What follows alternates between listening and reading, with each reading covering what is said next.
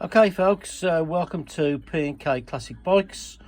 We actually manufacture classic bike seats, seat foams, covers, things like that. Okay, but in this case what we're doing, today we're going to show you how to fix the seat trim fixing kit. Right, these are mainly used on Suzukis. I think all Suzuki trims will actually you'll be able to use it. As you can see, we got a little AP50 seat pan here. Okay, this seat trim's not off the AP50. This is the one side off the GT 750. Okay, but what we're going to do, we're going to show you how to use it. Now remember, there's a right and there's a wrong way of doing everything, and because we're professionals in what we do here in seat restorations and the like, we thought we'd just show you the way of actually doing it in the best way possible. Now I'm having to do this with one hand at the moment, so what you do, you slide the studs in there. Okay, these are specially made for us, you can't buy them anywhere else. So sliding those into there. Okay, and remember at this stage you would have a seat cover on here. Okay, and before you fit the seat cover and the edge trim that goes on the top there, right, what you need to do, the edge trim would go on there, is you see the pieces of blue insulation tape, that's to actually mark where the actual holes are. Now you're not going to be able to do this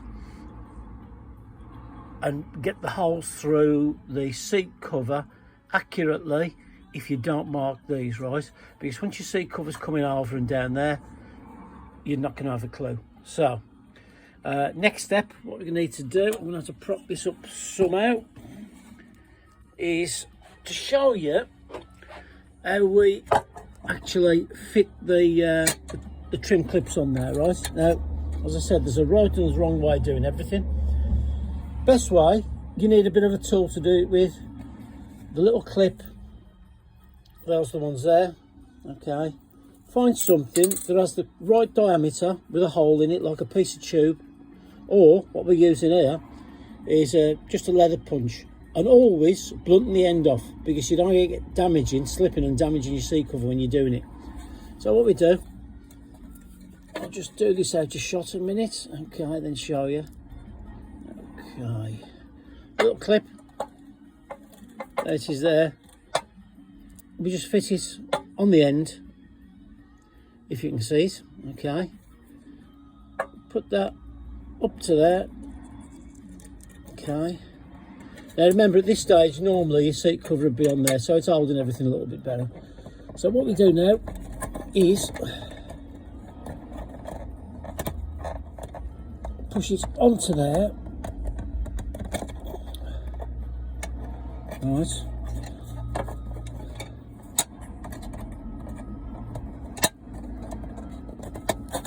like that.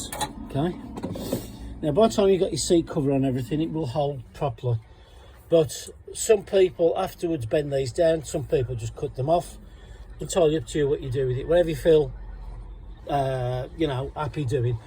But remember, you'd have a cover over here, you would have an edge trim on there. The edge trim is most important in this case, because if you haven't got it, what happens is this edge will cut through your seat cover like a knife through butter. So there's the edge trim. There you go. We do sell this stuff as well. Okay, then your seat foam goes on the other side, obviously, seat cover over the top, fix it onto these spikes, and then from spiking we glue it as well. Okay, but it's important to have that on there. Okay, but you can see how that works, and if you want to, at the end of the day, if you think that's too long, I think Suzuki left them long normally. What they tended to do is actually bend them down, but if you're not absolutely sure and you don't want to ruin your trim, just trim them off like that.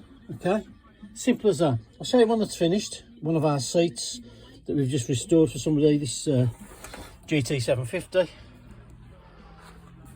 and as you can see there's the trim fitted on there, and there's the finished job like that. Okay, So I hope this video has helped you some, but as I say, right tool for the jobs, and really you need a little tube, or what we've used there is a leather punch. That's essential.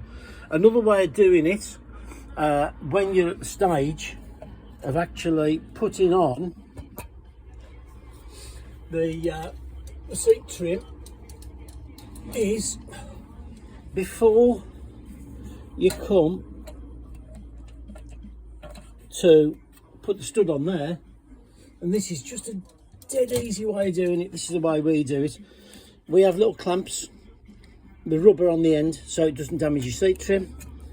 Leave yourself some space in between them, put it on like that.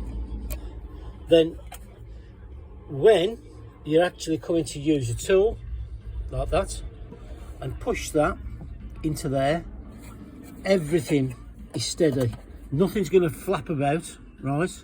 But most important, again, always have some little rubber pads on these little clamps. Any clamps you want, rubber pads to protect your seat cover, and you're not going to mess anything up.